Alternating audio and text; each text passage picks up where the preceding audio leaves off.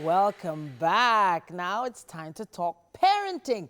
Izefua Erabo is a parenting, well-being, and human flourishing teacher and coach with nearly 2 decades of practice experience as, a trained and she trained, of course, as an applied positive psychology practitioner.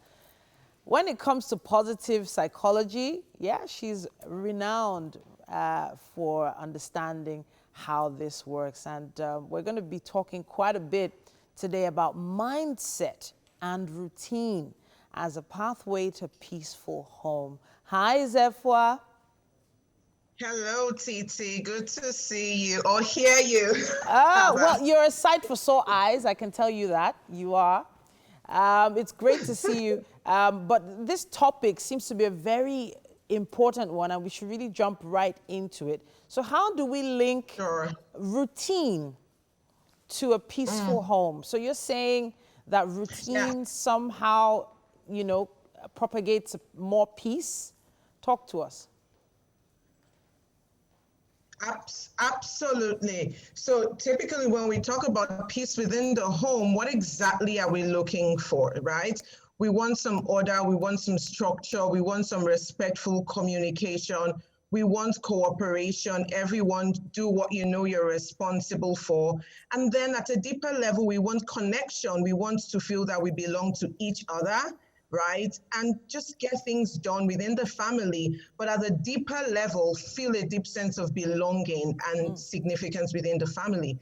And really, that is what routine does. A lot of times, what creates peace are little things. So the big connection between routine and peace within the home is, first of all, understanding what routine does to the human brain. And we know that typically routine follows the way the brain functions. And what I mean by that is our brain, even as adults, or even the brain of a little baby, works with order, works with structure.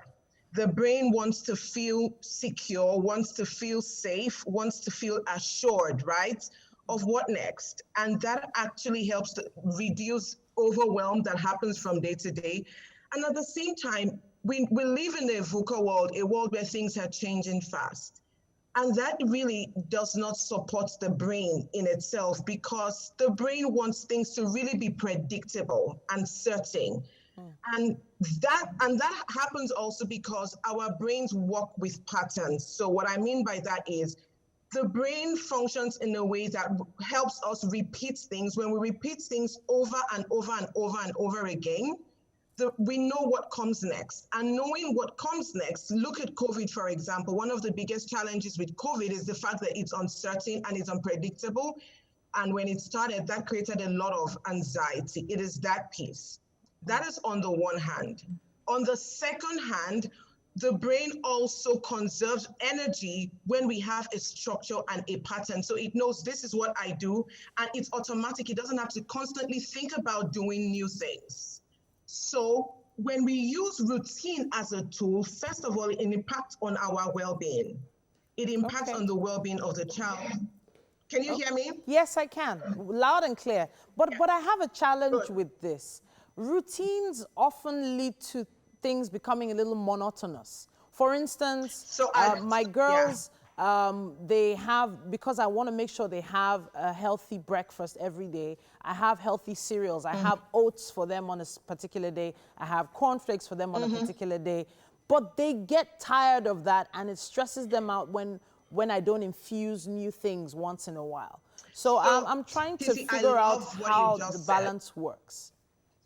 I love what you said. So this is the thing. The key to routine that creates space is how you create the routine. Not just, so when I say routine, I do not say parents set routine. The first fundamental thing to routines that leads to peaceful homes is the fact that we say you co-create the routine. You create the routine with the child. Okay. So if I take a list and I say, on Monday you eat this cereal, on Tuesday you eat that cereal, on Wednesday you eat that cereal, you know what's going to happen? That's not a routine that creates space, because I created it. Okay. The fundamental thing is doing it with the child. Once your child is 3, you can actually have conversations and you co-create it. And it's with everything from food to the order and structure of their day. I tell you what that does. When you co-create it, you meet a fundamental need of autonomy. And that gives the child power. The child is able to infuse what they like into that routine while you bring in what you think is also healthy, if it's food, into that routine. A typical way would be when you co-create, and it's something you have to intentionally do. Create a list of different food options, if it's with food, for example. So what would you like to have on Monday? And the child, I would like to have, you do not decide that. You have options that are healthy. Or if it's routine around what you do every day, when you wake up in the morning, what do you do first? Oh, I brush my teeth, right? And I do this. And so that piece, doing with, is the biggest form. And then the next thing is using questions. Okay. So When you what use you're saying now is use questions, give them questions that they have to figure out the answer to, so that they feel more a part of the process of creating that routine. There should be, so Titi, they should not just feel more a part, they should be a part of the process.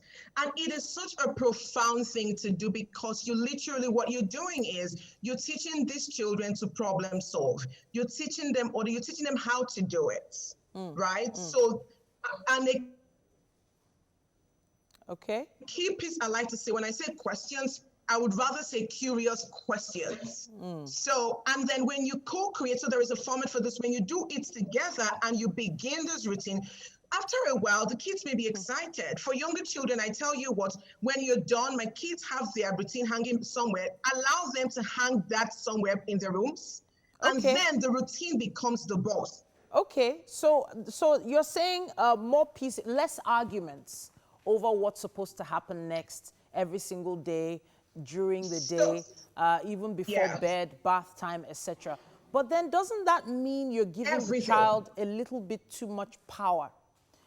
So as the parent, you're supposed to feel like you're more in control, rather than giving the control to a list, to a timetable, a chart you've stuck on the fridge or you've stuck on the wall, and making it seem like that's now the law, that's now who's in charge. The chart is in charge. Isn't like delegating that power to the child? I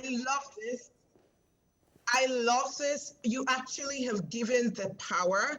Remember, you co-created this routine, so you had power as well during creation.